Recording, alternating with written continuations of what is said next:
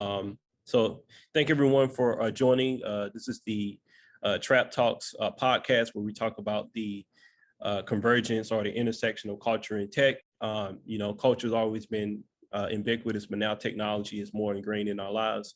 And here in this podcast, we basically explore, talking to people who are in all industries, all walks of life, where they can just share how they're interacting with technology and, just do straight talk. So my name is Corey Stay Trapping, the podcast host, and today we have Justin Robertson. He's a big crypto guy, but I would actually call him more of a chartist. He's really great at reading charts, right? And once he's the epitome of being able to read charts and being able to transfer that to being able to analyze any type of assets. Real big DeFi, decentralized finance guy. But yeah, so did I say enough or internationally known, locally respected, Sorry, nah, that was perfect. That was perfect. Right on the lines of what Corey was saying there. Like, I got into crypto a few years ago, but I didn't dive as deep. And then once I learned a little bit about technical analysis and charting and my passion for technology as it grew, I really started diving deep into crypto and different technologies. So, I was really excited that you reached out to me and we could, dive a little bit deeper on just some of our thoughts, because I know we have similar thoughts on some things and then contradicting thoughts on others. So yeah, so I thought it would be perfect for us to hop on here. Yeah. So you just told me that you're now exploring or becoming like a engineer. Would love to hear about what your early experience has been around, learning how to code and what's actually the driving force to want to learn how to code. Yeah, cool. Good question. So I guess so far right now the experience has been awesome. I mean, absolutely wonderful. Honestly, like it's something that I always thought that I would like, but I never thought maybe it was quite possible. And now with the way everything, people were forced to learn from home. People were forced to come up with different ways to teach and innovate. So I'm just trying to take advantage of that. There's so many courses online, and YouTube University is one of the biggest resources you can have paired with Google. But basically, I just went through Udemy. I've always taken a lot of classes on Udemy to usually grab a better understanding of something. It usually helps me like really drill down to something. So I figured I would do the same thing with coding. I joined a couple of coding discords. I started reaching out to people asking like, hey, like, how out of the realm of possibility is this if I'm just out of nowhere want to start coding? And a lot of people reached out back and said that, hey man, if you take the time and you put in the work, you can really do it. So that's what I've been doing so far. It's been going really smooth, but again, I'm still in the early days. HTML, which if you're any other web developers listen out there, they know HTML is a lot. It's like you know driving you're in a bicycle race with HTML compared to when you get deeper down into like Python and things like that. You start getting to the Ferraris and it's a little bit harder to drive those. So far it's going smooth, but we'll see how it goes when I get to those further stages. But really the development of NFTs, non-fungible tokens, and the smart contracts that are actually behind NFTs that provide utility inside of an NFT. So I want to be able to code those. I want to be able to help other people understand why NFTs are going to be such a huge thing. So I figure even if I start now and it takes me a few years, I'll be ahead of the game by the time other people start learning and really trying to dive deeper into NFTs. That's cool, man. I love to hear that you're going on that journey and really like pushing yourself. It actually reminds me of two things. So when back in 2015 or 2016, I was kind of like unsure where I wanted to go as far as my career. I had quit working at Verizon, and was just like kind of like in a holding tank period. Like, what do I want to do next? This is when I was in Durham. And then I read this, I found this lady online. I can't remember her name, but she spent 180 days building a new website. And she ended up getting a job offer after that. And then I kind of was inspired too. And I started my own little challenge of building six apps in 60 days. It was very hard. And the thing that I took away from that, I realized that I didn't like coding. So it allowed me to have more, respect for people who do love coding. Because it's about figuring out what you love and what you like to do.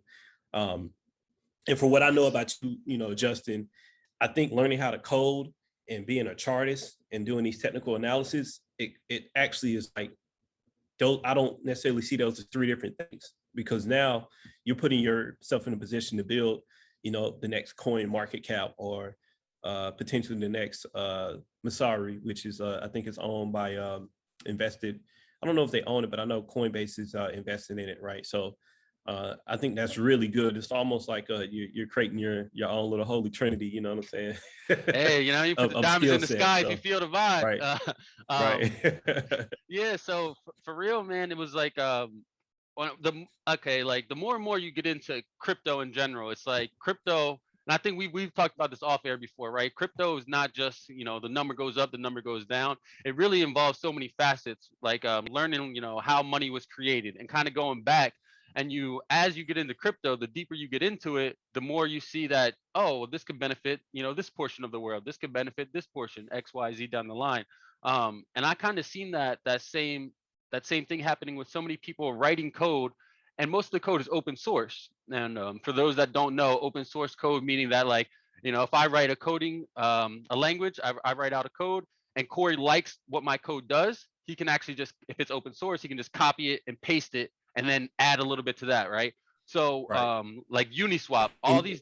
and Go ahead. think GitHub, right? GitHub, there's a lot of public repositories where you can actually sample other people's code and kind of look at how they're thinking about building things. So go ahead. 100%, 100%. It gives you like a framework, right? So the same thing with Uniswap. There's so many decentralized exchanges out there that people are just, they copy the base code of Uniswap, and then they add a few little tweaks here and there, and now they have their own product. So I seen it happen over and over and over, and I was just like, but it was too the same. It was too directly like a copycat of it. So I started realizing that, there's a niche in here that we can get in, and we can bring our community in, and we can ask them like, hey, what do you like from this? What don't you like from that? And then we can possibly build that ourselves. Now, like I said, it's a little bit of a lofty goal for me because I don't have a coding background, but at the same time, when you're passionate about something, you can push through it. So the same way that you Yeah, dedicated those 60 days to making those 6 apps is like the same type of focus I'm trying to put into this. yeah. And what I gained from that experience is it allowed me to be more empathetic to developers. So now when I come up with an idea, I'm like, how would I word this to a developer? Usually developers are they like to solve hard problems. So if it's something that's not really appealing, they're most likely not to work on it. And developers are pitched. I think developers are pitched more than venture capitalists on ideas. So you also have to keep that in mind as well, right? But yeah, so I know we're kind of jumping around here, but I really want to explore how you learned about crypto and Bitcoin, because I think that's like very important for people to be able to hear, right? How did you first get involved in crypto? How did you hear about it? Definitely, definitely. So it was probably back in like 2017 when I first started like hearing. I guess when I first started like deciding to put money into it, or if I wasn't going to, or if I was going to. The first time I heard about it was actually via Silk Road, which was probably about 2013. But I didn't know anything about like crypto or Bitcoin. I just knew that there was this website called Silk Road, and the only way you could get things from the website is you had to pay in Bitcoin. So like that's the first thing I heard of it. And again, that was like 2013, 2012, like a while back. But I had no ambitions to invest at that time, unfortunately. So I heard about it back then, and then it kind of just went over my head, like, okay, whatever, Bitcoin, let me, buy this off this website. That's all I was worried about. Then 2017 came around and Bitcoin started to pop off a little bit more, and I was like, oh, Bitcoin, that's what I had heard about that previously through the Silk Road. Um, and then as time kept going on, I kept my ear to the ground with Bitcoin. So first hearing about it from Silk Road, which I'm sure a lot of the viewers and listeners will understand what that is. And then going forward from there, it just started like the mania, right? So I had friends that were invested in it, but I personally wasn't. And then a short time after I seen what was happening with them, I realized that this was probably something I wanted to hop on board with. Also, I have like grandioso. I try to think in larger terms. So when I heard that there was a new tech coming out that was gonna disrupt the dollar and be the new way of the world, that type of stuff excites me. So unfortunately, like I said, I didn't have an investor's mindset at that time, but I did started diving a little bit deeper into what is Bitcoin. So you said something that really caught my eye. You have these grandiose ideas, or you like touching the new thing. Why is that? What is it about the quote unquote new thing that Yeah, that really struck you? I guess for me, like, I mean, I don't know, the way I grew up, it was you had to do this. It was almost like if you were from here, this is where your path is headed. This is what you're going to be doing, and that's that. Hmm. I'm from Delaware, second smallest state in the country. Not a lot of people. I mean, a lot of great people in the state. I don't want to mince words there, but I'm saying a lot of people stay in the state. They're very local and stay around that area. So the grandioso, there's not a lot of big dreamers there. We don't have our own football team, we don't have our own basketball team, we don't have our own baseball team. It's not a, I guess, a hub for actors, entertainers, or anything like that. So I've always just tried to think a little bit bigger than that. And even though I've come up short often, many times, it just never discourages me. It's, there's always a chance. I heard Jay Prince say, shout out to Houston. I know you down there in Houston. Heard Jay Prince say, Yeah. every day you wake up with a choice and a chance. You know what I mean? So and what you do with that chance, the choices you make with that chance determine, your outcome. So I just kind of Right, right. keep that same mindset going forward. That's cool. That's cool, man. Yeah, you want to.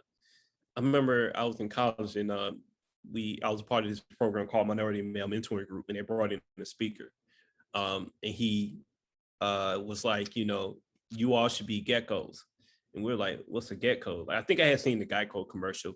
Yeah. He was like, a gecko walks at the bottom of the rainforest, and the bottom of the rainforest is very dirty, but when you pick the gecko up, nothing sticks to it. And then he's like, you don't have to be the environment you come from. And I was like, wow, I like that. I Oh, want to be that's a some gecko. bar. Yeah. That was You smooth. know what I'm saying? Yeah. And I was like, wow, that's great. So I definitely hear exactly what you're saying there, because especially in the early days, it wasn't that many Black people in crypto. Yeah. Even when I was like first following it, I remember I would even get crazy looks when I would talk to people about crypto or whatever.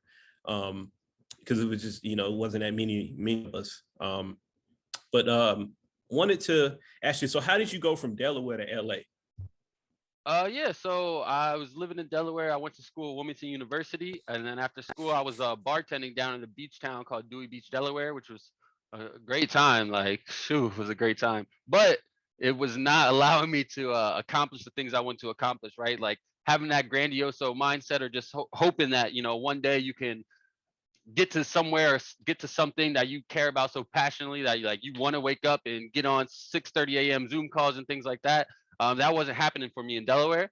So I realized that, like, I wasn't really using anything I went to school for. I was around the same type of people who were doing the same type of things, and like I said, I have love for those people, but it just wasn't where I wanted to be. So I figured, I actually told my best friend, look, I want to play the game on hard, right? Like I'm tired of playing on novice or on rookie.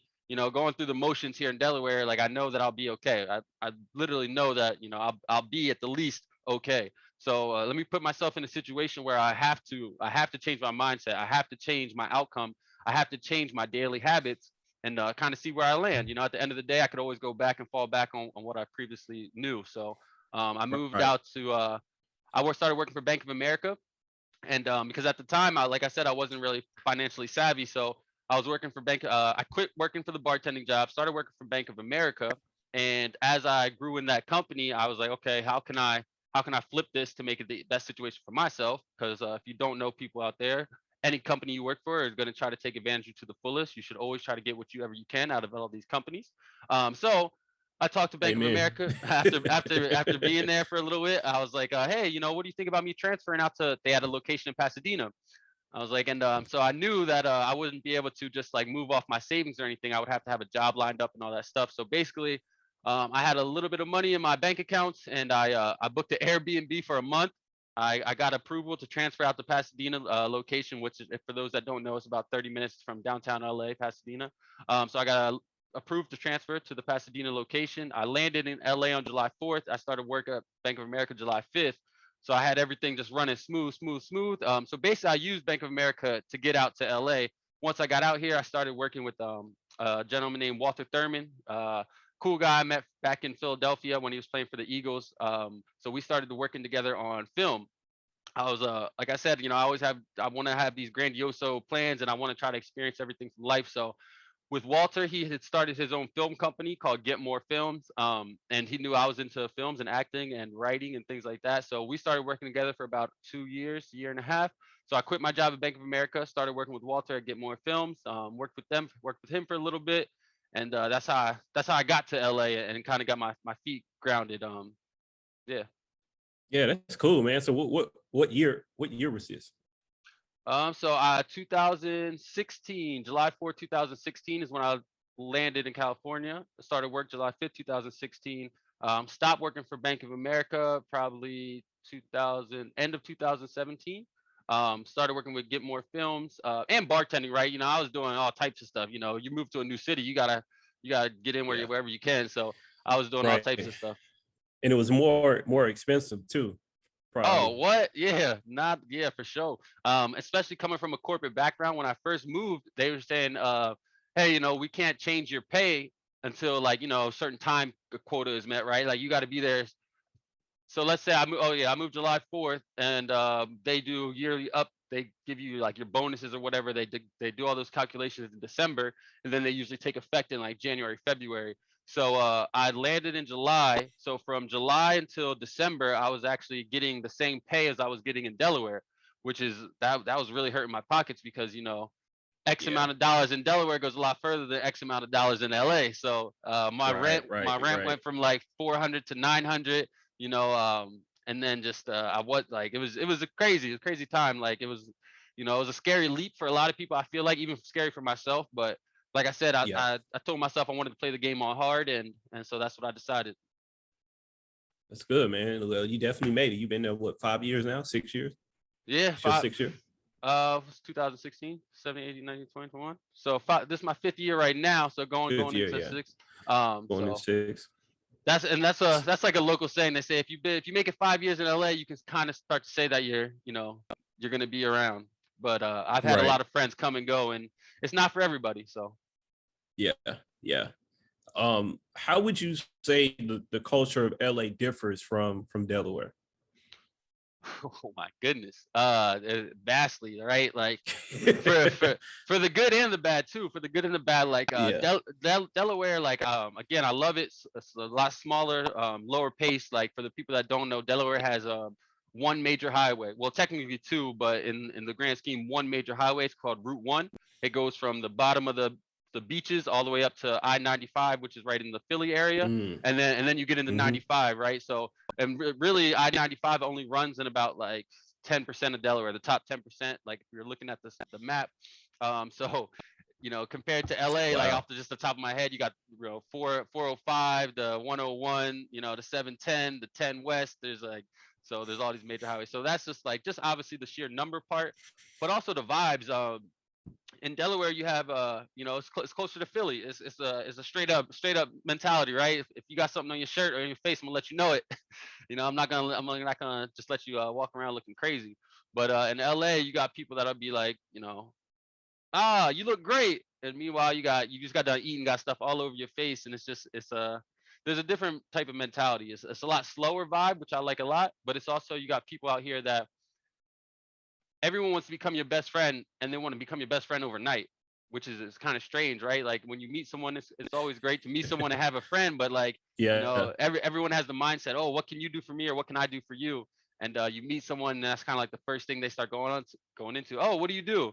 So they're like, oh, where do you live and what do you do? Are like two of the biggest questions in LA. Well, back when I was going out a lot more, I don't do that as much now, but it would really frustrate me because I'm like, well, my name is Justin. You know what I mean? Like my passions include X, Y, Z. Like what do I do and where do I live? Like fall back. So there wasn't the genuineness wasn't there. It was like okay, because in LA it's like if oh, they live on the west side, which is like Santa Monica, right? They're like, oh, they live on the west side. They're like, okay, he probably has money. Oh, what do you do? Oh, like for example, oh, he's a web developer. Oh, and then their wheels start turning. Oh, well, how can that help me? Blah blah blah. So I would get that question a lot. Where do you live? What do you do? And I would just, as soon as I heard it, I just knew that this person probably wasn't very genuine, and they were probably looking for something. So I would just flip it on people. I would tell people like all types of wild stuff, anywhere from like oh yeah, I'm homeless to oh yeah, I play professional baseball in Venezuela. Oh yeah, because 9 out of 10 times, Yeah, you know, you what 6'6", so yeah, yeah, I'm a tall guy, so people are like, oh really? Oh wow, what else do you want? Do you want a shot? It's like oh my god. But you know, that's just how people's work. So in LA, I just sometimes I was staying a little bit more guarded. You gotta guard your peace for sure because people are coming for it. And back on the East Coast, it's more so like, you know, in my opinion anyway, I run into more genuine people where it's like I can kind of open up a little bit quicker. Like, you know, I never ran into mm, anyone in Delaware where the first two questions they ask me are, where do you live and what do you do? And I get that what do you do is a normal question, like in conversation, but you can tell when people ask a certain like, oh, what do you do? Oh, okay. It's like nah, nah.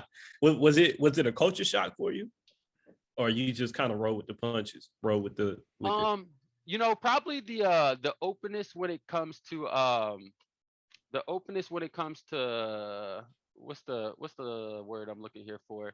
Like the gay community, the LGBTQ community. That in Delaware wasn't so prevalent as like right in your face, which I have no problem with it. Like I've had gay family members. You know, I'm always goofing around, so like I don't have a problem with it. But it definitely was an eye opener seeing you know how diverse people are that come from that community, and how you know how many friends you can make in that community. Like I have a lot of friends in that community now, and then also just like going to some of the parties that they go to and experiences that they go to, man, It's a different, yeah. yeah, yeah, it's a different world. But again, for the good and the bad. Like I've been to some crazy mansion type parties with those folks, and then I've also, you know, had to be like, hey man, what's going on here? So, you know, it's you know, like you said, that was probably Yeah, the biggest culture shock. I was like, oh wow. But yeah, other than that, like you know, the people are people. It's just like you try to divide the fake ones from the real ones, and then you the can real you know ones. take your own assessment from there. Yeah, yeah. It's when you mention that. So my late brother was gay, so I was actually exposed to that type of culture early. You know, he would tell me stuff, and I'm like, "Why are you telling me?" But I think a lot now he was trying to prepare me, right, and just make Right, me more, put me in more of a global mindset. right. Um, and when I came to the Bay Area, and you know, now I live in Houston, they have a very strong, prominent LGBT community there, and that actually led in fighting for rights for a lot of transsexuals and whatnot. And I remember one of my funniest interactions. I went to a gay bar actually, and I'm gonna be real. I actually prefer to go to gay bars because people genuinely there are having fun versus bars that are more heterosexual. You know what I'm saying? It's like in the gay bars, LGBTQ bars, they tend to just be more fun and more lively. Yeah, Um, definitely. so I'm there uh with I want to say one of my I think I was with a girlfriend at the time when I was at the bar, but somebody approached me. You know, he was trying to hit on me. He's like, I think he just straight up asked me, "Are you gay or whatever?" I said, "Hell yeah, I'm happy as hell." And he looked at me and rolled his eyes and walked away. You know, but yeah, like when you say that, yeah, I know exactly what you mean because it's when you go to gosh, I'm blanking on the name of it, but it's a specific neighborhood in San Francisco. Um, The and neighborhood. it's like, no, it's not called neighborhood. It's actually, gosh, I'm blanking on the name, but it's actually like their neighborhood or whatever. And it's pretty much known as like the place you go, you know, to celebrate your openness and stuff. But yeah, that's definitely good, man. I can, I kind of when I first met you, I kind of got some East Coast vibes, but then I was kind of unsure when you was like you was in LA. Because once you move to the West Coast, it really does change you. That's the one thing I will say about the West Coast is that it for me, you know, because the thing about particularly, I don't know if this is like this in LA, but people in the Bay tend to be as much as about their money because it's very expensive, politically conscious, but then also very humane. So it's like you see people who can, you know, you can hold a conversation with them about everything, not just, you know, it's just not like the guy on Wall Street who just wants to talk about stocks and all this and that, or it's just not the techie who just wants to talk about algorithms and all that. Right. Right. People there tend to be very well rounded. Did you see that type of do you see that type of person too in LA as well? So I guess it just depends. Like I've definitely run into some very impressive people that I've been like, oh wow, you do this and that and this and that. Wow. Like so I've definitely run into a few of those people, but in my opinion, I think LA has like a lot of pockets of like personalities, right? Like if you go like Third and Gary down, like Third Street and Gary Street down to like the Arch District, right? You're gonna have like a way different type of vibe of a person than compared to if you go to like Woodland Hills and you go to like the grocery store in Woodland Hills. Like Woodland Hills, for those that don't know, is kind of like off the 101. It's a little bit outside of the city. It's probably 45 minutes to an hour from downtown compared to being downtown in the Arch District, compared to being in Yeah. Venice, compared to being in Santa Monica. So it's like, in my opinion, it's like pockets of personalities and impressive people all across the board. But it's pretty much like when you go, like when you're going down to Venice, you know the type of people you're gonna run into. When you're going over to the Arch District, you usually know the type of people you're gonna run into. Same if you're going up to Burbank, you know the type of people. At least that's what I found anyway. Right, right, yeah, and it's like that too in the Bay. I haven't really explored Houston as much, but like San Francisco tends to be more like everyone, irrespective to the race, kind of dresses the same, looks the same. When you go to the East Bay, particularly in Oakland, like it's like everyone got their own individual style. Right. So yeah, yeah, I definitely see where you're coming from with that. Yeah, like Silver Lake is like, anyone will tell you Silver Lake. Oh, that's the hipsters, like flannels and beanies all day. So it's like similar to what you were just saying. Right, right. So from your experience from working in Bank of America, right? What are some things that you actually learned there that you see as a big advantage for crypto? Yeah, good question. Good question. So while I was working at Bank of America, probably some of the biggest advantages I've seen that led me into wanting to be more about crypto was just how big of an advantage the bank takes of you. How like I guess careless they are of your business, right? Like these big banks are, they've gotten so accustomed and so used to just, yeah, like we're running stuff. You know, you have to come through me. I am the barrier of entry. Like you know what I mean? If you want this loan, you got to come see me. If you want your credit score to go up, you got to come see me. If you want this, See that, me. and that, like it's just like nonstop. Um, and for a small part of the time, I was actually working in collections as well with Bank of America. And when I was working in collections, I was running like a small little team that was, you know, they would just call people and then you would get on the phone and try to have them pay whatever bill they owed or whatever. Um, Right, right. and that really helped me understand that like they're ruthless. Like banks are ruthless. They don't care about what situation you're in. They don't care. It's f you pay me, right? That's the mindset. F you pay me. It doesn't matter what's going on. So that's, first of all, that's not who I am. I'm probably too caring at times. Like I've probably gotten, people have gotten over me before because they knew I would be like, ah, all right, you know, no big deal, whatever. So that's one You actually thing. froze. You actually froze up. Oh shit. Is it back? Oh, it may have been mine. May have been mine though. Yeah.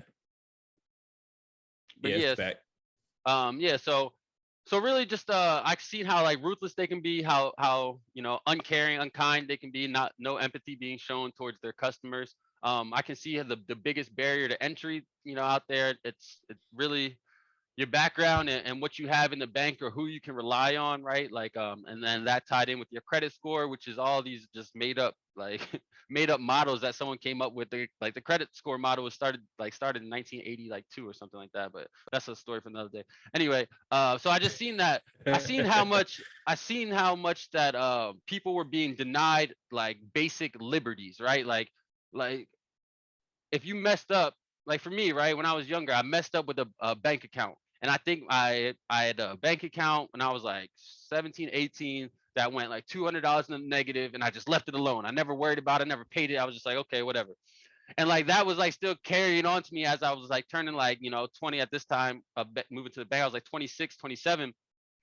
And you know, just not being educated enough to go back and pay that and call the right people to get that off. Like those little things being held over your head for so long, I just saw as the biggest barrier to entry. So when I started learning more and more about crypto and I started learning how, you know, it was, you know, trustless, it was permissionless. And then when I heard about DeFi and all the things that you could do in DeFi, I was just like, oh man, it's over for y'all. It's over for y'all banks. So that's really, I guess, what started me the swift kick in the butt to really start diving a little bit deeper. Got it. Got it. So what is decentralized finance or DeFi for people who don't know? How would you describe it?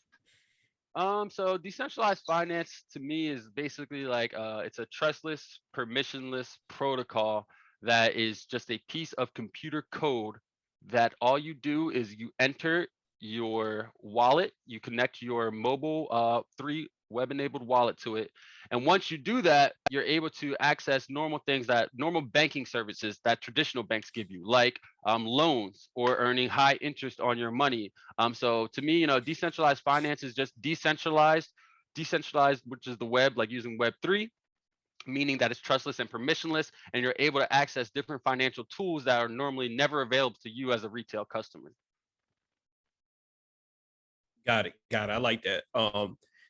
And if I had to like also add to that, I would say that it takes out the need to talk to an intermediary, right? You literally have a, like you say, right? You have a trustless layer where two people who don't even know each other, who may never ever meet, can actually transact, right? So the way I like to describe it is, you go to a bank to get a $10,000 loan.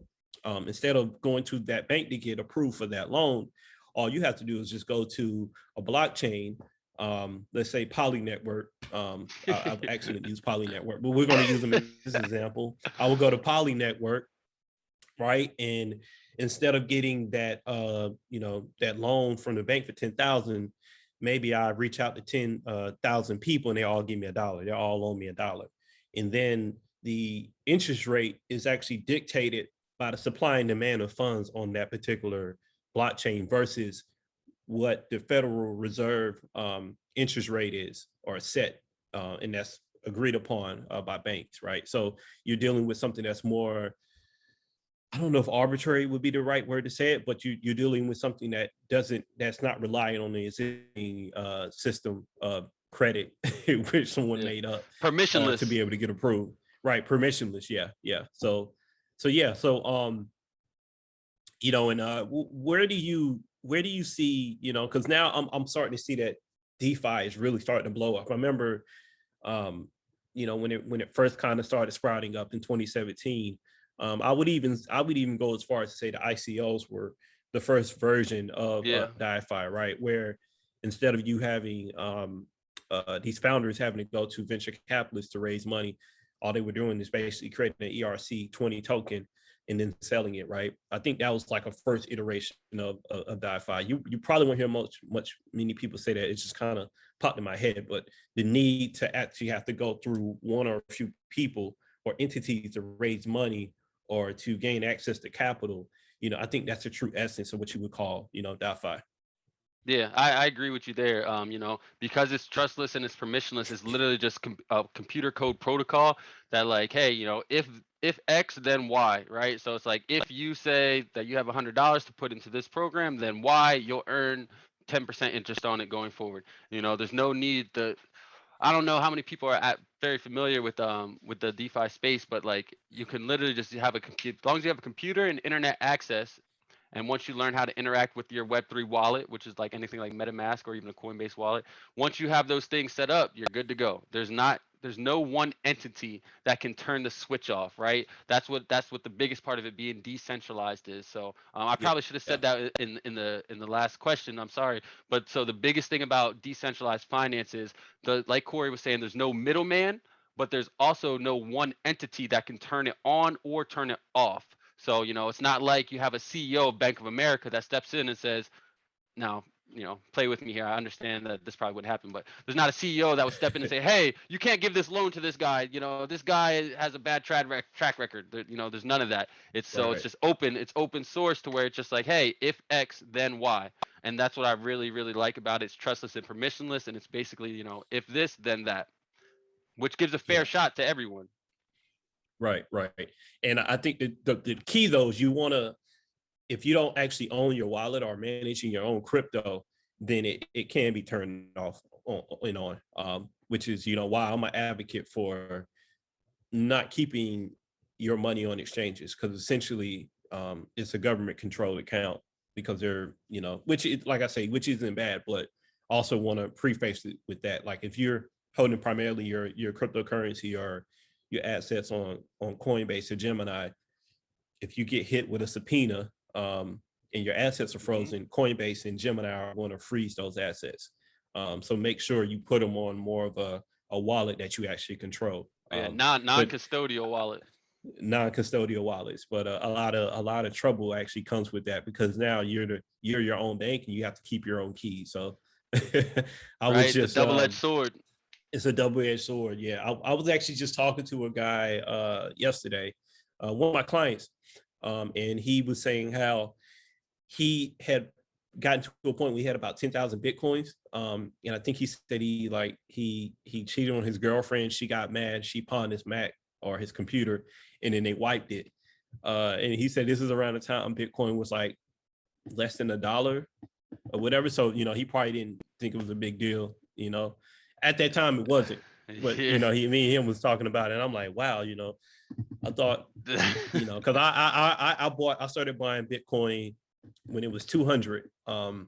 But I actually lost them all because of paying for rent. I gave one to a girlfriend because I wanted her to get on. Whenever I'm into something, I want the people around me to get into it. And so I would feel bad, and I hear all these other stories about people who had thousands. Or what about the guy? It goes up every cycle. 1 minute he said he lost 80 million. I think now it's like half a billion or something like that. where he said his girlfriend threw his computer away because it was making all the cha-ching sounds. Obviously running the transactions and stuff. Because back then they had hard wallets, so Yeah. that was the only type of wallet you could have. This is 2014 up until 2008. Well, Bitcoin came out 2008. The first transaction was 2009. So when you look at 2009 to 2014, those were hard wallets. Those weren't soft wallets. Those were, you had to download the entire ledger on your computer. Yeah. So yeah. Yeah. So Go ahead. yeah. So what are some, and when I talk about crypto, the one thing I like about you, you're very current with your information. I think that's one area I'm trying to get better at, being more current.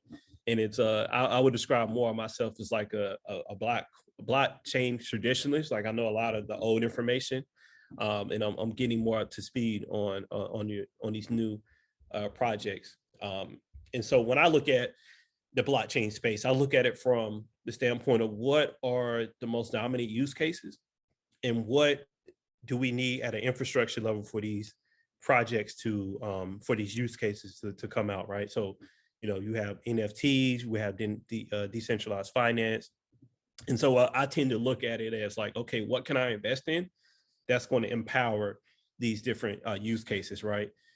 So how would you describe yourself as like a blockchain person? Would you call yourself more of like a DeFi enthusiast, or would you call more like, how would you, if someone asked you, like, how would you describe yourself as like a blockchain enthusiast, right? Like how would you describe yourself?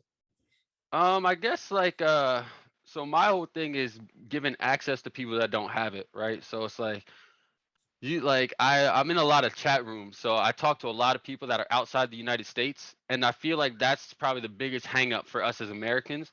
When we think about things, at least for the most part, I'm not saying everyone, but for the most part, when we think about things, we think about how it affects first us, right? How is this going to directly affect me? And then after I think about that, I'm like, how is it going to direct affect my family? And then I'm like, okay, now how's it going to affect the other people in my social group and amongst amongst my state and whatnot. And I think that's like the biggest hang up when it comes to crypto, is that you don't think outside the box of, oh, there's someone in India right now that barely has anything that's able to access this. So I guess I'm a blockchain dreamer because I want that's why I'm so big into Cardano, which just announced September 12th that they're going to be having their smart contracts, by the way. But yeah, I'm a big advocate for Cardano for things like that, right? Because they're trying to come up with a traditional standardized method that gives access to all, no matter where you're at in the world, no matter your level of education or no matter the level of resources you have. So I'm a blockchain dreamer in that sense. If I was trying to describe it to someone, and if they were like, oh, well, what does that mean? I was like, well, like I really want blockchain to change the world for those less fortunate or those that have never had a chance. Just because growing up in my community, I always felt like that was kind of the case, and I don't like to play the oh poor, woe is me, boohoo, sad story, Black American dad story, Drake. But I do want to say that like the people that the like Kendrick says step on their necks. good kid, Mad City. Don't worry, they'll never forget. They're just a good kid in the Mad City. So it's like the same situation, right? We're always getting looked down upon as if like we were doing something wrong, or we were less educated, or we didn't have a certain resource, and that really, really frustrates me. So with the blockchain, everything is immutable. It lives on the blockchain forever. So I can just go learn about this new technology, learn about this blockchain, and then because it's trustless and because it's permissionless, there's no one to tell me no. The barrier of entry is way smaller because I can go learn this stuff myself, and I can, talk to other like-minded people like yourself. And now I'm having conversations with, like I have conversations with bankers sometimes, right, that give out loans, especially when I first get into DeFi, and they were literally asking me not to tell anybody about the information I knew. So it's like, that's the type of stuff I'm trying to get around, because it's like, no, bro, that's exactly why I want, Yeah. that's the blockchain dreamer in me. I want to be able to let all these people know, like, hey, you don't need to go to that bank. They can, you don't need their approval. You put this on the blockchain, you can earn 15% compared to the 1% they want to give you in your bank. Um, Right. so yeah, I guess that's how I would describe it. Blockchain dreamer, and to break that down would be, to empower others that don't have the resources or don't have the know-how by using the blockchain. Right, right. Yeah, I love that. And I think we as Americans are spoiled because we've Yeah, never had I mean, we never had a particularly the current, if you look at the generations born after the baby booms, we never had a world war. There hasn't been any kind of towel of our government. I mean, we did see the towels, the World Trade Center towers go down. Um, but we haven't really seen like a huge shakeup of our monetary system where it actually negatively impacted us right. um, on a large scale. But I will say that being more of a more melanated person, right, more Black people, we have been pushed out of the traditional financial system. And I was actually just talking to one of my friends about this. A lot of people that work in tech, and I'm like, it's crazy that it took Breonna Taylor and George Floyd for there to be more Black unicorns now. Like, I've actually know a lot of these founders who I've known them for a while. Now all of a sudden I can name like five, off one hand who are now running these Black unicorns, and it's beautiful, and it's just crazy to just now see that. So I think it's specifically for Black Americans or more melanated people. We need to actually at least look at blockchain and Bitcoin in particular, because we can't really there's no way for us to be pushed out of it. Like, if we are owning our own custody, we can literally own our own financial future and our own wealth. And to add to that, I have a really close friend who, and the more I think about it, I want to introduce you to him. He's a blockchain purist. He's a Bitcoin purist. And he's from Senegal. And once I begin meeting more people from different countries, I have another friend from Jamaica. And we say that these countries are free, but they're really not free. Like the Jamaica is still paying tithes to the crown, to the Queen of England. If you look at West Africa, or the countries that were colonized by France, they're essentially still being colonized because they don't print their own money. Their monetary policy comes directly from France. And so when I think about when I actually think about Bitcoin and just cryptocurrency and blockchain in general, I think those countries where their monetary system has been stripped away from them and they've been forced to just be consumers, I think that's where the biggest opportunity lies, right? Like, Africa has the youngest population on Earth, right? Excuse me, but I think that's when I really start having these conversations with people across the globe that I know. And that's also like the frustrating part I would say about blockchain, which I'm really careful about, is that I remember during the ICO boom, these different projects would come out. They say they want to change the world, they want to make the world better. But when you look at who's on the cap table, it's primarily their inner circle. But Right. they're creating this blockchain, and they're saying that they want to make they want to build a stronger financial system in Nigeria, and it's like, but you're not even there. And nobody in It your has to team is be there. Right, and it has to be more than just airdropping your tokens. That's cool. That's a good start. But how are you really integrating and actually allowing them to flourish? Like, I actually think that instead of Western world creating these different blockchains, I think we need to empower these different communities across the globe to create their own blockchains. And then, obviously build in a layer of interoperability between like Ethereum or whatever that dominant chain is. I think Bitcoin in the future will run smart contracts.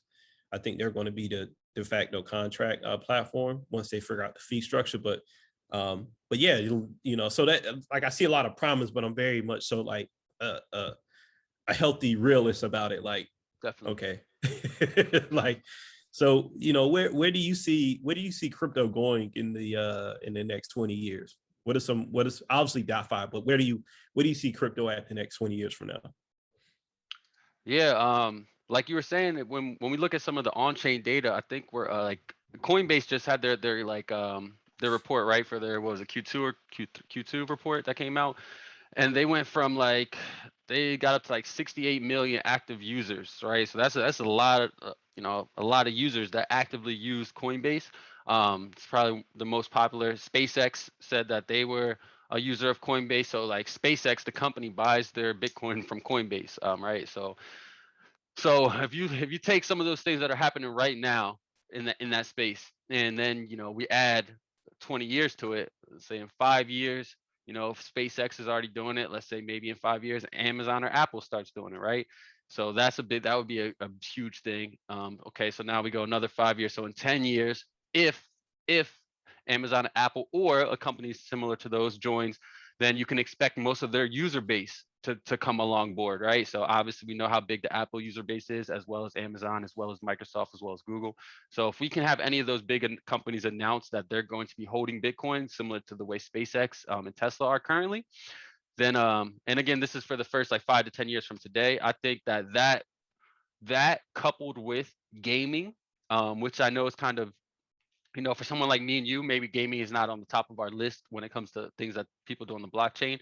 But Yeah, as I'm sure both of us know, gaming industry revenue brings in more revenue than music and movies combined. I So didn't with, know that, but yeah, it's there's a strong correlation between developers and gamers too. So yeah. exactly. So I actually, I the only video game I really liked playing was NBA 2K and Call of Duty. I would play those every now and then, but it wasn't like a everyday type of thing. Um, Right.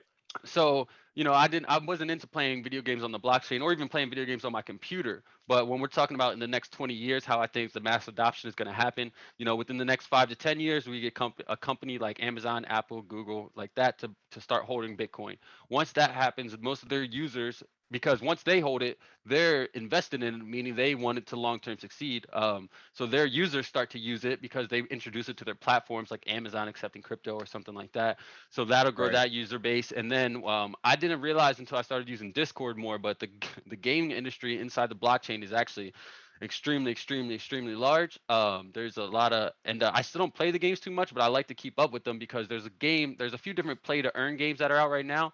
Zed Run has been out for a while. It's a really popular play to earn game. And it involves like raising horses, and these are all digital assets for the people that don't know. And then also there's a game called Axie Infinity, which is another play to earn game, which in the Philippines has taken over. And there's actually people quitting their jobs in the Philippines to only play this game because the way it translated breaks down to about like 25 to 30 US dollars per day, which is higher than what they normally would get at their full paying job.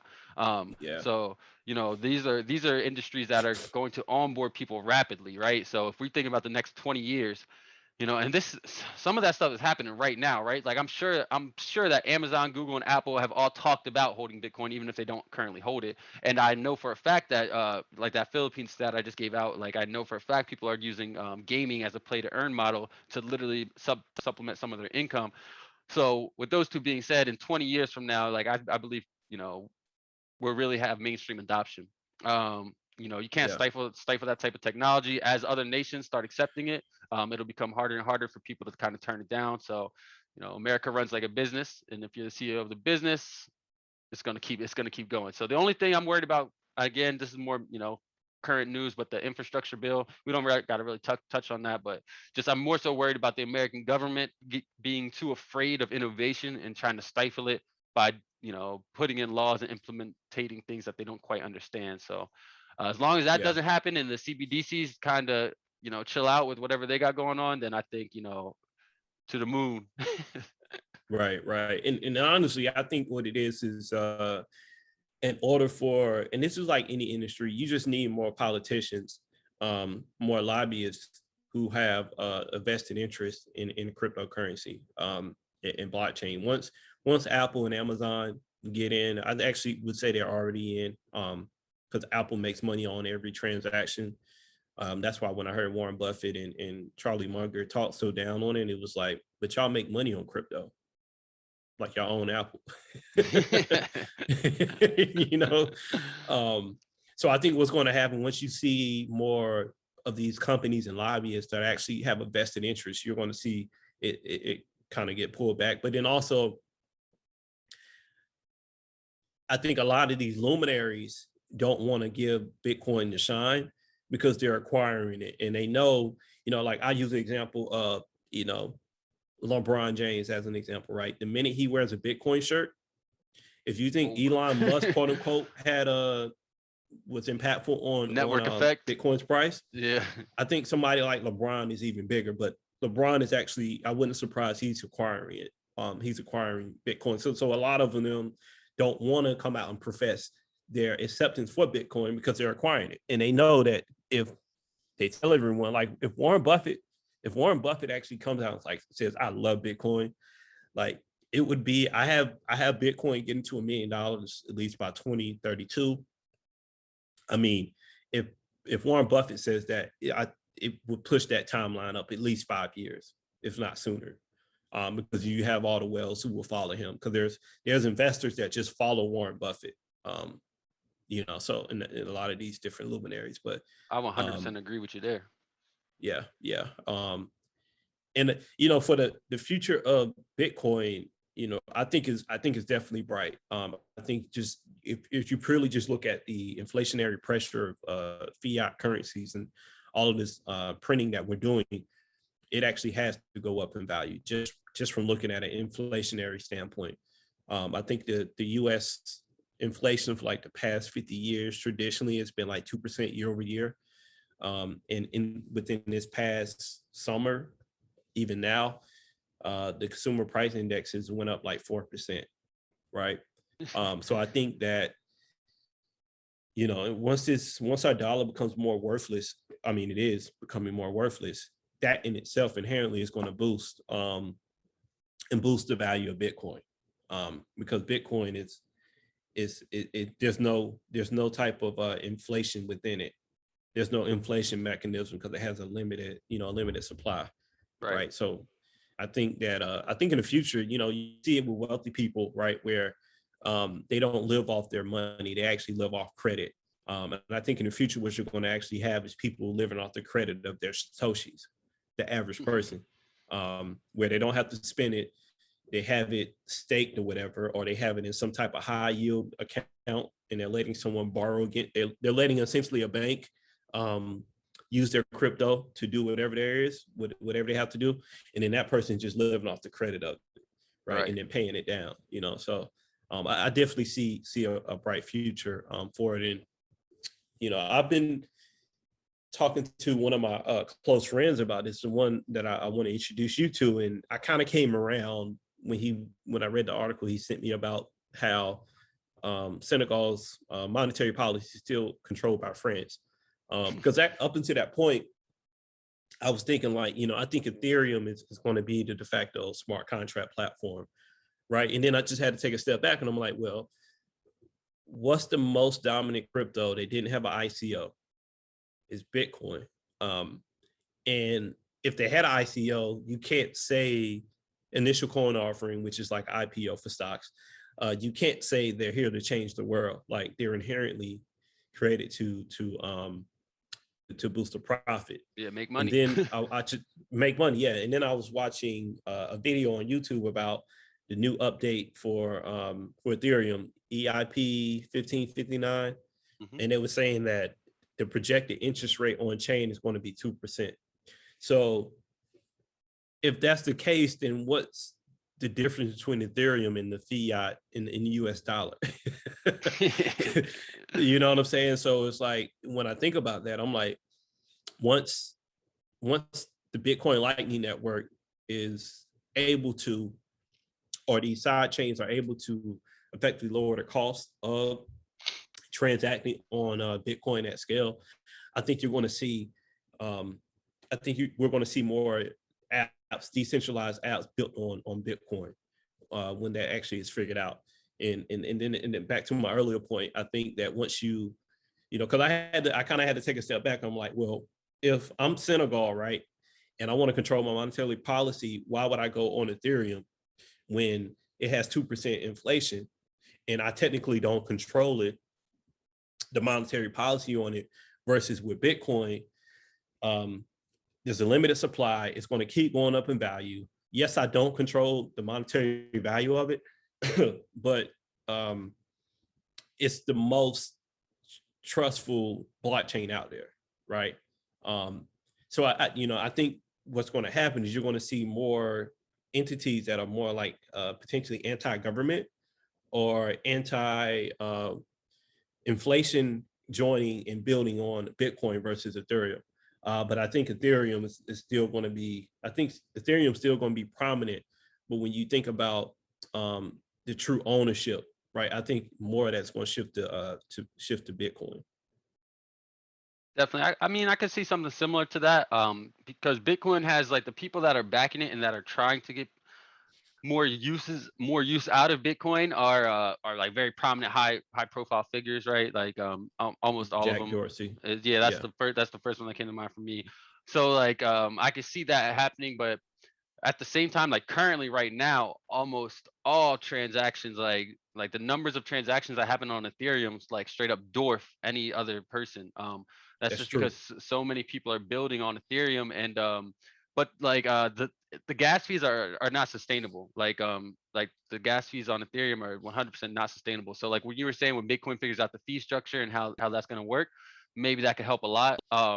You know, this how so using like layer twos like Polygon, Polygon for Ethereum, that's like a huge help. But I don't know when people like me and you are going to be able to use those things like seamlessly, right? Like where it's not a big deal. Right now, like I personally know how to bridge my Ethereum and wrap it onto the Poly network, and then do whatever I have to do and then wrap it back off of it. But for the normal person, that's like that's not a I wouldn't that's even not do that.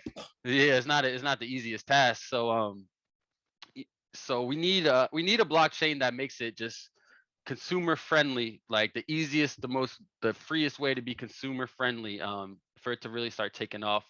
But I don't know, I'm back and forth. I think Bitcoin, they don't have a lot built on top of it right now, but when DeFi does come to Bitcoin, in a broader way, because technically, you can do DeFi with Bitcoin right now if you wrap the Bitcoin.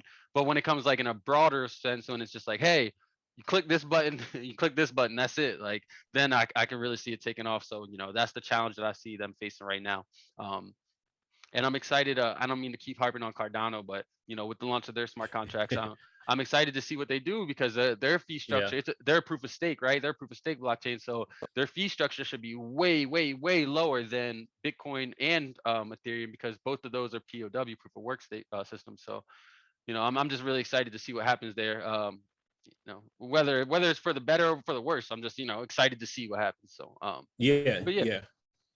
So let's talk about Cardano. What are, I know, like, that's Cardano is one of my long-term holds. For me, if I had to rate my long-term holds, I would say Bitcoin's one, Ethereum's two, and then my second pile is Chainlink, Polkadot.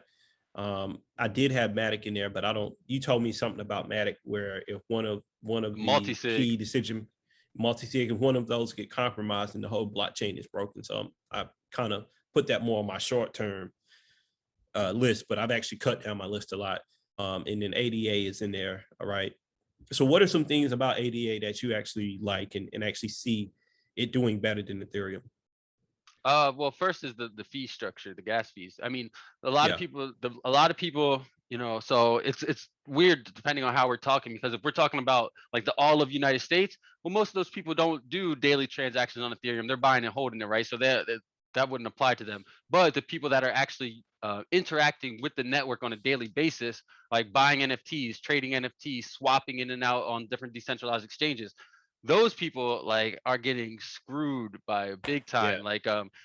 For some time, like, and this has happened multiple different times. I'll be going to buy something that is worth, let's say, $100, and then when I go to swap it or whatever, do the transaction, the fee is like 30, 40, 50% of that, and it's like, what? It's looking like you looking at a transaction you were trying to do as you were saying that. Yeah, like, oh, I was looking, so I have the gas tracker up, so I was pulling up the gas tracker to see what it was right now.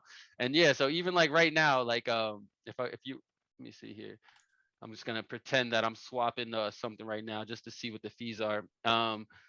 So 0.03, and let's say I wanted to grab that review swap. So I was just pulling this up right here. It's ridiculous. Sometimes you'll have the fees be 50, 60%, right? So I just put in that I wanted to swap $200 worth of Ethereum into something else. And so right now it would cost me $35 to do that. And 200, that's 20%. So $35 at 200, that's almost $40 of two. Yeah, so it's almost 20%. So that's a crazy fee, right? 20% fee just to swap something. Like a 1% fee or a 2% fee, like that's normal. That okay, like yeah, I'll give you $1, $2, or $3. And now that this is low end, this is a good price. $35 to swap something right now, that's a good price, which is sickening, right? Like that's crazy. 20% Yeah. is a good price. So that right there is just not sustainable in my book. You have people that are whales right now that they'll pay these gas fees, especially in the NFT space. It's like get in as soon as you can, so that way you can flip things. They're writing it off. So they're writing it off. The gas fees are writing them off. Yeah, I'm sure they are, because that's the cost of doing business. So they're probably writing that off. Yeah, I don't know. I don't talk about crypto and taxes too much just because I'll get lost in the conversation. But but yeah. Either way, it's not sustainable. No one's trying to pay 30% of their transaction. Like that's crazy. Right. So with Cardano, proof of stake blockchains to me are just kind of like the move, especially when you have all this like energy FUD that comes around every so often with different months. Right. It just makes more sense. Cardano is also like not only Charles Hoskinson, they're going to use, instead of Solidity, they're using Haskell as their coding language, which is much harder to use. And you would say, like, why would you use a harder coding language? That doesn't make sense. But just like you were saying at the beginning of our call when we were talking about coding, developers, they like the challenge. They're in coding to like figure out, they like complex problems, right? Can I solve this complex problem? So Cardano has taken almost 6 years to narrow down. And right, they could be BSing this whole time. Maybe that they took these 6 years and it was because of their incompetence. Maybe it was because they weren't doing what they were supposed to be doing well enough. Supposed to be doing, yeah. Yeah, so that could be, I could be completely wrong. But from the vibe I get and from what I've seen and what I've read and what I've watched, I do believe in them. I believe that they were taking the time to, work out all the bugs, get out all the little stuff. Actually, like you were just saying, Polyswap just got hacked, right, for 600 million. So 2 days before they got hacked, they actually posted and said on their website, they said, will Cardano have smart contracts before September 1st or something? And you could literally bet real money on if they were going to have it, yes or no, before then. So it's kind of like a slap in the face to Cardano. And then Cardano is kind of like, okay, whatever, that's how you want to operate your business. We understand. And then they get hacked.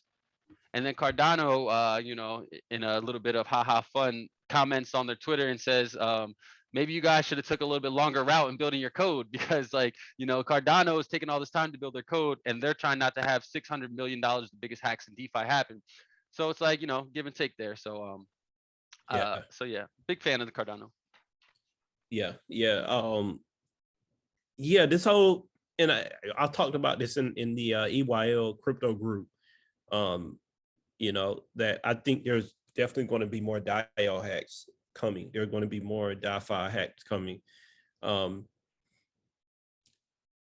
it's very interesting. Like this hack on Poly Network is really reminiscent of what happened on the Ethereum DIO hack that created Ethereum Classic, where you had the hacker say, "Oh, I was just trying to see something. I wasn't trying to steal." Like, no, bro, you created a child wallet off the parent wallet with the intention of stealing all the money, and then it's still stuck there. But it's like a whole nother story. And then you look at Poly Network, this guy, or whoever. Had you read the communication he had with someone, was Yeah, interviewing him on the blockchain? weird. Yeah, the fact that he was I writing on the blockchain was crazy. I've read it and I'm like, he sounds American actually. When you look at the way he was writing and stuff, it actually sounded American, like he was an English speaker. I thought that he was, however he was writing it, he was kind of trying to write it as if, you know, because isn't there a little bit of broken English in it? I need to reread it again, but from what I sounded, I only saw it on Twitter, so I'm not sure. Like I didn't see the whole thing, but I think yeah, what you're saying is right though. I think he was like more of an American person trying to, you know, there's a lot of um people in the far east that in Asia countries that you know are known for hacking and known for computer stuff like this. So I think that he was trying to give off that vibe, but it didn't. Like he's definitely yeah, American. So I he's definitely agree. American. Or she, But or she. in his case, you know, he wasn't able to get access to the money, and he actually gave, I think, $45,000 worth of Tether to someone who helped them figure out how to get Tether off or something like that. They wrote him a suggestion on blockchain, on Ethereum blockchain. I think it worked, and so he gave that person $45,000, and I'm like, that's a necessary to the crime. Yeah. And then, you know, I'm keeping up with it. He's like, "Oh, I'm just going to give the money back." I was just playing. I'm like, "Yo, he can't access the money." Like, it literally reminded me of the same guy who did the child dial hack. You know, and it's like, I think what's going to happen eventually, these are going to become federal crimes. Yeah. Because these things are becoming more prevalent. And one of my favorite responses to a hack was when NIM money was stolen from I think it was CoinCheck in Japan. Some Japanese exchange was hacked. And typically what happens when the exchanges are hacked, this particular exchange, they had all of their cryptocurrency in hot wallets, basically just sitting in the browser. They didn't have any cold wallet storage like Coinbase. Like Coinbase, that's one thing I do love about them. And for the record, I am investing in them. But the way they do cold storage is, I think like 5% of their Bitcoin or cryptocurrency is actually online. They print out the private key and they put it in safety deposit boxes. So it's kind of ironic that the best storage for digital assets is offline, but another story for there. But NIM, this exchange contacting NIM was like, "Hey, just give us more NIM." And NIM was like, "We're not doing that. It wasn't our fault." But what they did was they created a color-coded system for tracking all of the NIM that were stolen. And they were actually able to follow the NIM around the world. And I thought that was like really cool. That's why NIM is it's not one of my favorite projects, but I really respect that team, like coming up with that. And you see that same thing happen in the Poly Network hack where, you know, he couldn't move the money anywhere. Yeah. And that's why he gave it back. Which Yeah. is like, and then he yeah, tried to flip and say, "Oh, I did this just to let you guys know about it." Like it's like, all right, right. yeah, Yeah. sure, Yeah. buddy. Yeah. So it's interesting, man. It's really interesting seeing this space unfold. And that's why I'm like really really careful about where I put my money at. It's like now I made a personal rule where if they're promising double digit returns for staking or whatever, I'm like, I'm not even touching it. Like Fox, because you know, Shapeshift just went turned into a DIO essentially. Um, Oh, and the Fox coin, like the return on it just stupid. I'm like, I don't really want to touch it. I actually have they gave me some Fox coins. This is a very small amount, but when I looked at the return they're promising, I'm like, that's not good because you're begging me to try transactions on your blockchain. I don't want an asset that you have to beg me to use. You know? yeah, yeah, Yeah. exactly. That's why, Right. yeah, especially when I'm using DeFi, like you were saying, DeFi platforms are super big for this. You'll have DeFi platforms that are offering you like sometimes thousands of percents, like which is just absolutely unsustainable. Like, and Unsustainable. And I always suggest people not to go those routes. Like every time someone talks to me, oh, but I could get this here. I'm like, yeah, but you could also lose it all. So I always suggest that. But there are some that are okay, like Aave, like right. I really like the Aave platform. And Yeah, that's one of the my long-term holds too, Avi and Uni. yeah, nice, nice. And I heard you say Yeah, Chainlink earlier too. Chainlink is a great, great, great protocol, Oracle protocol. So those are all yeah, solid. But yeah. yeah, I think Chainlink, and honestly, I would say Chainlink. I would go as far as to say Chainlink in regards to onboarding more people in the blockchain. Technology is the most important one by far. That will probably rub Bitcoin people the wrong way, but the fact that you can take off-chain data and it makes these smart contracts that are being created have more what we call external validity. Now you can create a smart contract, well, eventually that's based on data, a document sitting in your clerk of court in the future, right? So you're getting more verifiable information. And I actually think that Chainlink takes a lot of thunder from Ripple. I'm not really a big fan of Ripple. I think Ripple's a good momentum trade. They're definitely going to go up. So whenever I hear people talk about it's going to go to $10, I'm like, you definitely don't know economics. But when you look at Chainlink, right? Like I think that makes it easy, because if you're a bank, now all of a sudden you just have to make your data available on Chainlink. And then and obviously you could be a miner. You could be, I think they verify the information or something like that, or they provide the information to the to Chainlink, or they call them miners, right? Or do say they it one call more them time. something else? Chainlinks is like the Oracle protocol that sends the data to the blockchain or sends the data to the smart Yeah, contracts. Yeah. right. But what do they call them? They call them miners because they actually need entities that provide that data that's on the blockchain or verified. I can't really remember, Validators? but I'm not sure. maybe I they could are the be. validator. Yeah. Yeah, I'm not So I sure. actually, I would even, I think that Chainlink takes a lot of thunder from XRP. It makes it less needed. Um, so Yeah, Chainlink is like essential for any smart contract that's keeping up with data. So like anything on Ethereum, like you need Chainlink no matter what it is. It's like it's not gonna run without it. It may run, but it's not gonna do what you expect it to do without it. So right. so yeah, I think that's a huge play. I think it's like what do they call it? They call it like sympathy plays when you know something's gonna go up because something else goes up. Well, like they're intertwined like deeply. So Intertwined, yeah. Yeah, and then you got to think all the blockchains that allow for the Ethereum virtual machine. yeah, Um, EVM. yeah, they're going to use Chainlink. Yeah. So and then Grayscale has their own fun with it. So it's like, Chainlink is a real sleeper there. And it's So like so under $20 or around $25. That's a good buy for anyone listening. If it's around $25 still, you might want to grab some. yeah, it's under its 50% fib level. So yeah. Nice.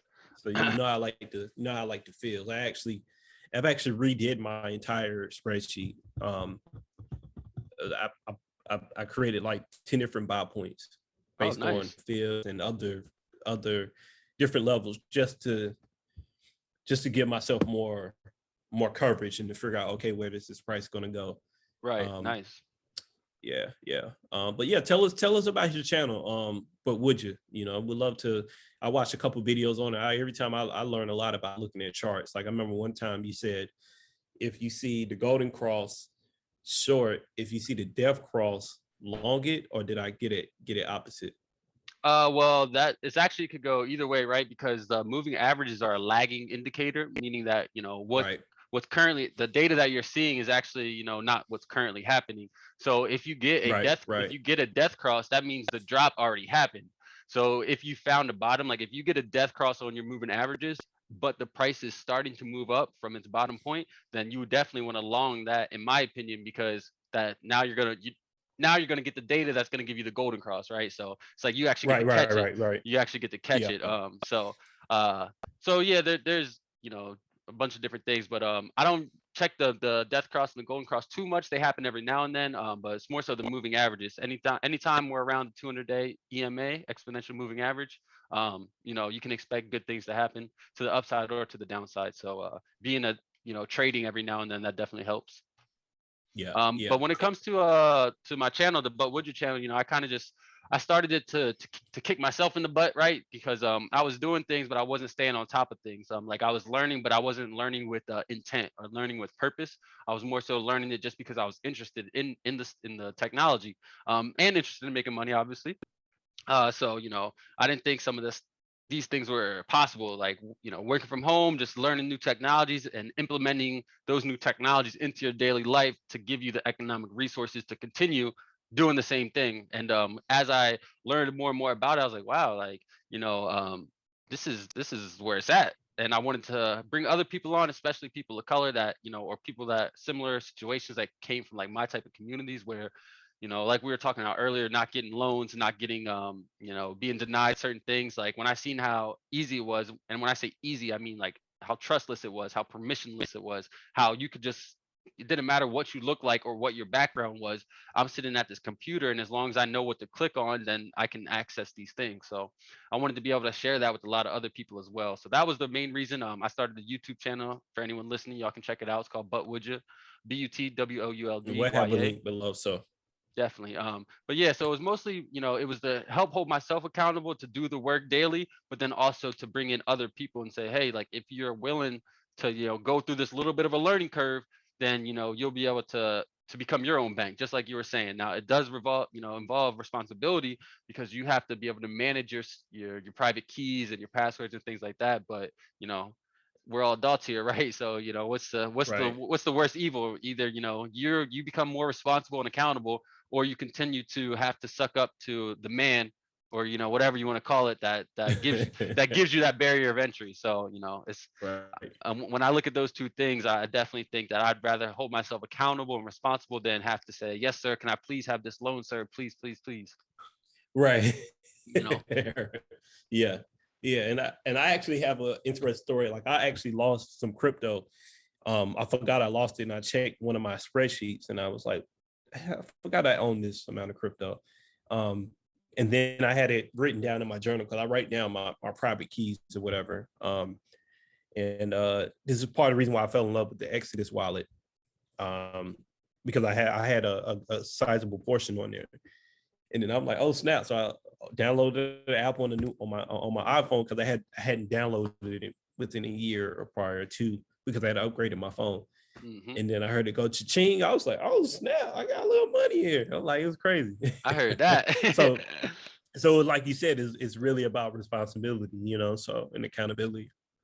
Yeah, I'm actually this weekend I'm actually going through my security for all my crypto stuff, and I'm getting all my seed phrases together and all my I had a little scare, so I have a PC and I have a MacBook. Um and I haven't been using my MacBook as much because I've been, I got a new PC to handle like the streaming stuff. Like as I started this channel, man, it was like my MacBook, I don't know, it's a little bit older, it's like 2016, but it could not handle all the stuff I was doing with the charting and the zooming and the streaming live to YouTube and the OBS software. It was just a lot. So I hadn't used my Mm, MacBook in a while, but I have a few coins still on my wallet, on a specific wallet on my MacBook, and I have my staking on my MacBook. So I put up my MacBook, my staking I don't really check too often because I know it's working. It's just sitting there, it runs itself, no worries. But I had a few altcoins that I had bought a while back on my MacBook I wanted to check up on. And I had probably 12 hours of incorrect passwords, and I was freaking out, man. I was like, what is going on? I'm looking all over my room for my password. I'm like, I know, like, I'm not this irresponsible. What is going on? Come to find out, I had cap locks turned on. So yeah, I was freaking out for a that's minute, and funny. then I was like, oh. And then when I figured that out, I just started laughing at myself. But Yeah. yeah. Yeah, that's cool. Yeah, yeah. We definitely want to add some links in there, because I watch your YouTube channel from time to time, just to get better at analyzing charts and stuff. And that's like one thing, because you kind of called me out in the chat, in the chat group. You was like, Corey, what's your short term price? I'm like, bro, I don't really do short term price.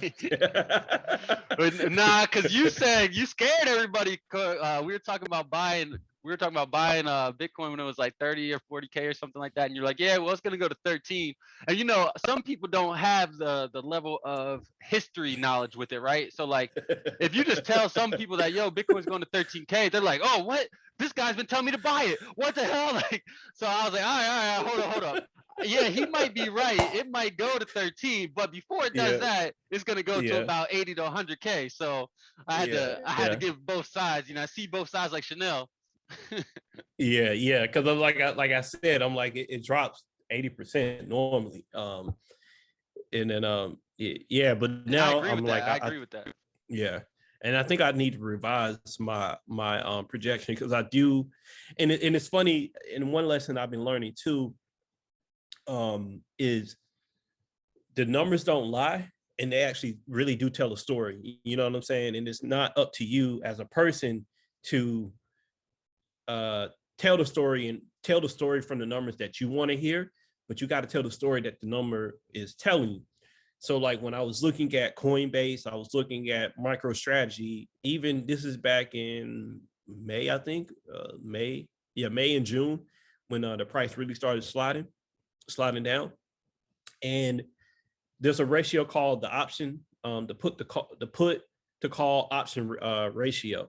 And I noticed that it was positive for both Coinbase and MicroStrategy. And it was telling me a couple months ago that the price is going to run back up. But I was kind of ignoring it. I'm like, that doesn't make sense. I'm looking at trading volume, it's going down and blah, blah, blah. And then now I start to see that the price run up. And I'm just like, my thing too, that I think is important for investors to learn is that it's not necessarily when you get into the market, which is if you really get good at becoming a chartist like you, or getting good at spreadsheets and picking out your Fibonacci's and actually automating your buys, that's great. But you should be buying all the time or on a periodic basis, with exception to like me right now. I haven't really been buying any more new crypto. I've been mainly just building on my assets to put myself in a position to hit these key fib levels when the time is right. Right. So it's like this, and honestly, when you look at the time horizon of holding an asset, like 5 or 10 years, you're going to make your money back, especially if the trend line is going up. Excuse me. So I try not to, that's why I don't really look at the short term, because it's like, for me, it's a waste of time. And I remember when in 2017, 2018, I actually used to look at a lot of these. I used to look at Coin Market Cap all the time, and it drove me nuts. And then after going through that experience, I said, I'm not doing this no more. I'm like, I'm not going to look at it and let it dictate my life. Like, I'm going to be more long-term thinking. That came a few years later, 2020. But yeah, my goal wasn't really to scare people. It's just to be like, look, this is what happens in crypto. And that's why why I said what I said, I'm like, I'm not predicting what happened. I'm just telling you what the trends are telling me that's happening. And then you dropped the bar. You dropped the bar. That was fire. You said, I don't remember what you said exactly. You said, I don't make predictions. I can't remember what it was. I don't make predictions. I call out trends. Yeah, but it was something like that. It was a little smoother than that though. I was like, okay, Yeah. it's a little spicy. I see you. Yeah, but yeah, man, it's I think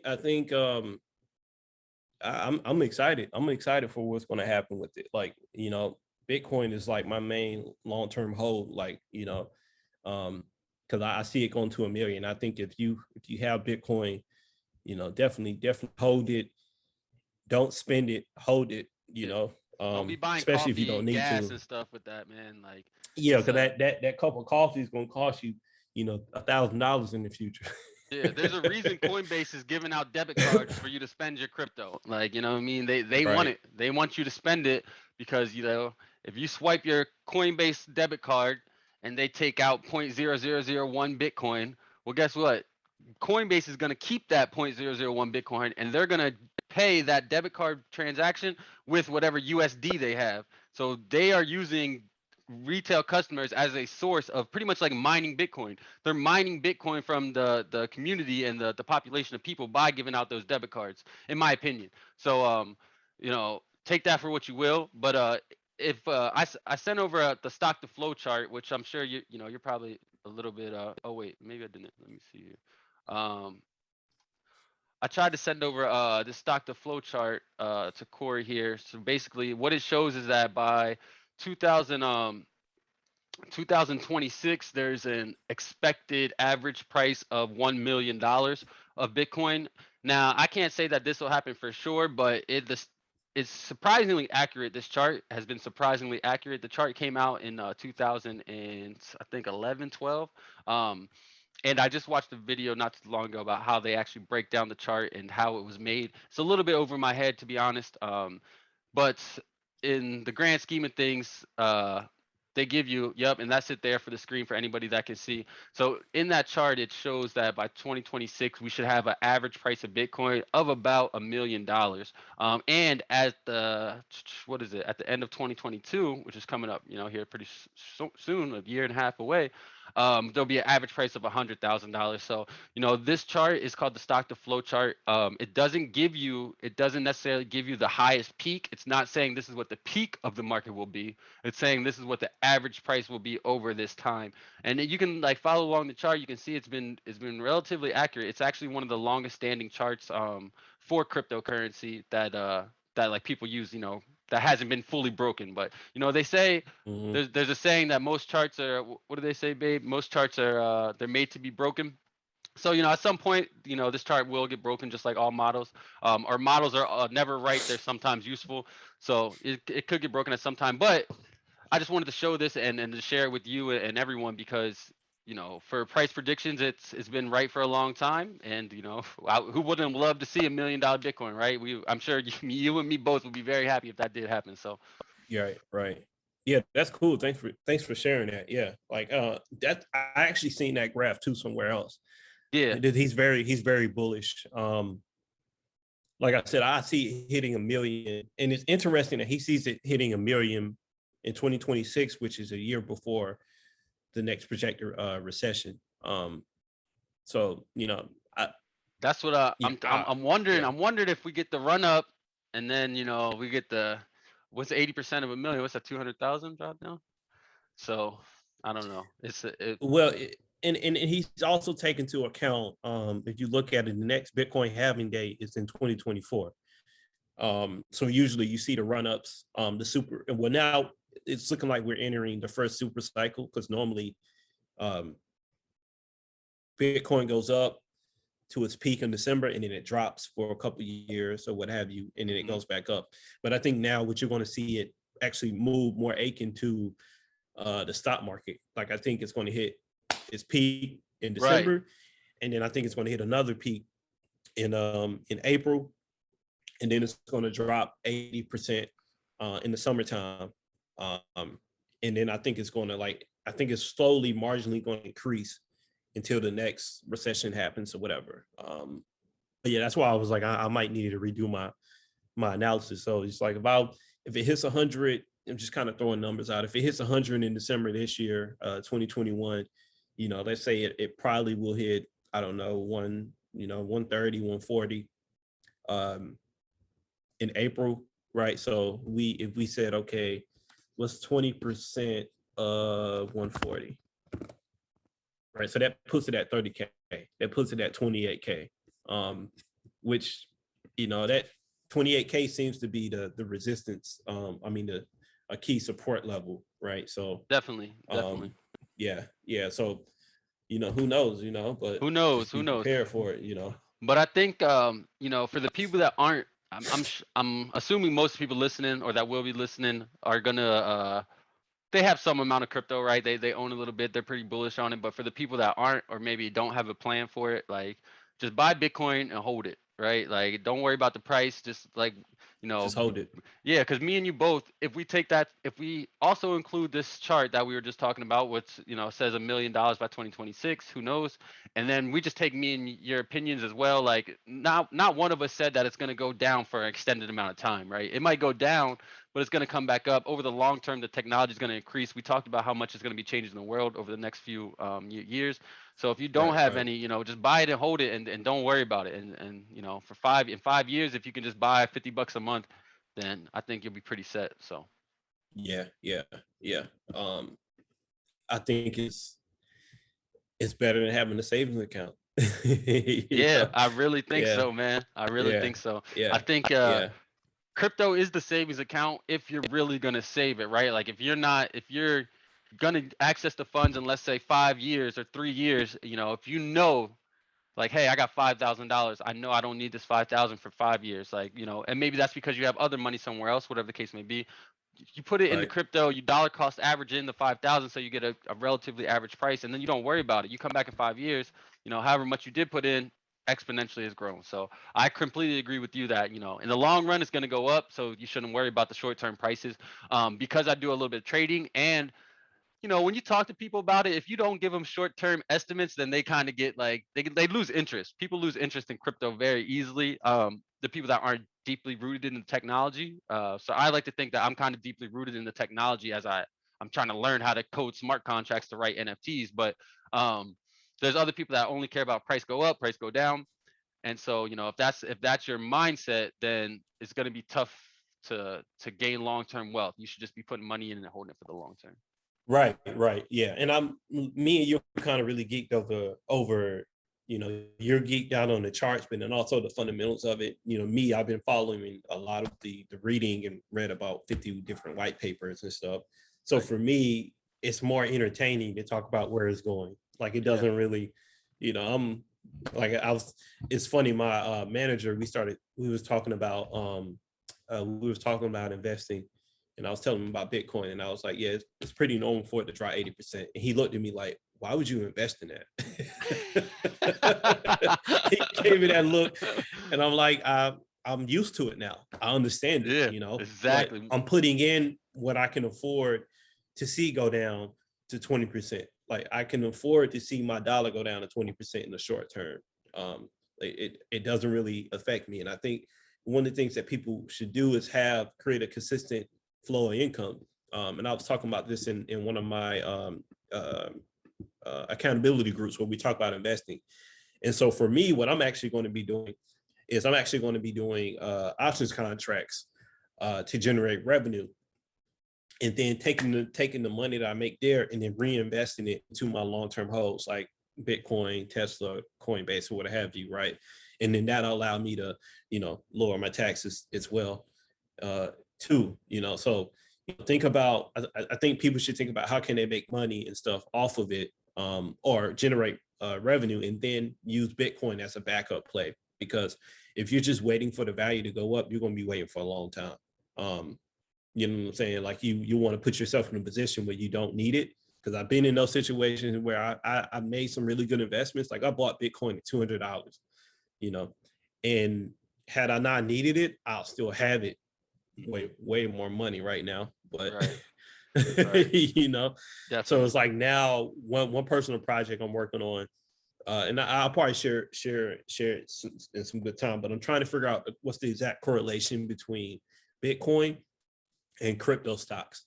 And then once I actually figure out the correlation between it, they say I study economics, so they say correlation doesn't equal causation. But in this Causation. sense, you know that crypto drives crypto stocks, and then using that to come up with my strike prices for options and stuff. But from what I've seen, it's very volatile, So even so, since Bitcoin and Ethereum are my main holds anyway, do I really want to be that much leverage in options, or do I just want to go after assets that are easily to predict, and then I can just get my smooth income gain and just worry about putting money into it? But it's like an equation I'm kind of working on right now to figure out what's that correlation between crypto stocks like Coinbase and MicroStrategy and Bitcoin.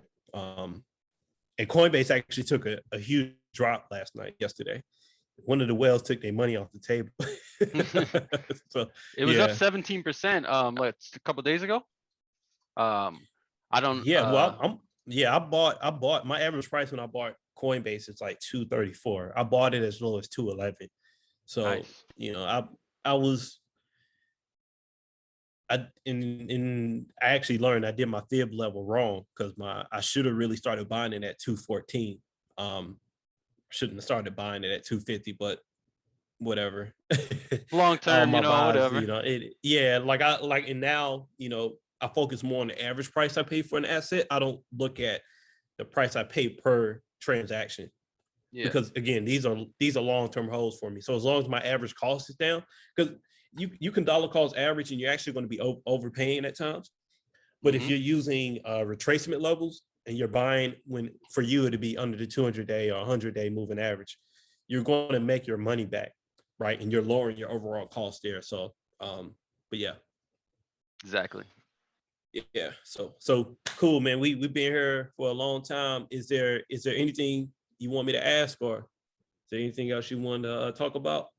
No, I mean, I appreciate you having me on, man. I'm excited to see all the things that you do in the space. It's really been a pleasure to meet you because we're able to have this type of dialogue, whether we agree or disagree. It's fun to have communication and not feel like, I feel like a lot of times in the space you run into people, especially when people of color get together, sometimes there's a lot of ego going on. So Yeah. I like that. I like that we're able to have both of our opinions and still come out and trying to. We both have the ultimate end goal, right? We're both trying to make money Right. in crypto and share with other people how to do so. So Right. I really appreciate you having me on, and I was for the people that don't know, I was actually a little late, so I apologize. I apologize for that one, They and ain't even gonna hopefully, know, man. It's gonna be recorded. and then from there, hopefully we can do it again sometime. Oh yeah. I'm gonna have to bring you back on, man. I think I'm gonna have to start like a crypto corner on my podcast where me and you can just talk about things that are happening, and shit, I'm happy to jump on your channel as well. Definitely. But yeah, man, it's definitely a pleasure, man. Like when we first met, like I said, like it's as much as you feel like it's an honor for you for me to share info with you. I'm like, you guys are keeping me current because I'm kind of like out of the loop, coming back into the loop with this DeFi stuff. But I studied a lot of the traditional stuff that's been happening in crypto. So it's like I feel like a lot of us who are just getting in don't really understand that. And like you said, it's very cult like in these circles. So and I'm very, what I say is based on what I learned. So it's like me and Winston, who was in a group, I said, XRP is not a real blockchain. Like, and that would make people, certain XR people mad. And it's like, that's my opinion. But my mindset on Ripple is more of like from a trader standpoint. I think Ripple's a good momentum trade. It's not a good long-term hold, So, I mean, anytime you have the former founder of it dumping it, and he wasn't able to move his cryptocurrency for years. And he's just dumping it irrespective to the value of it. He actually could be making more money if he was more strategic about it, but that kind of lets he doesn't really believe in the project. But then again, I would actually argue Stellar. I'm talking about Jed here, the former co-founder of XRP.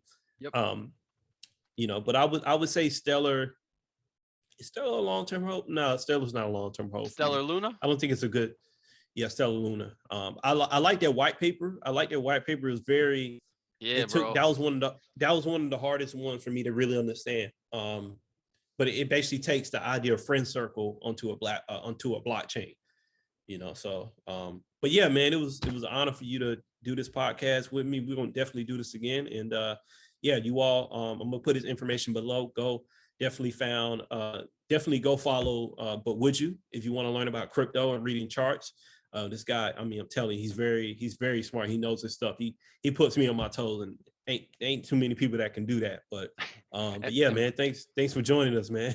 Yeah, and vice versa. So I appreciate it again, my brother, and just let me know when the next time is, and then I'll have you on my channel coming up here soon. One last thing, are you going to InvestFest?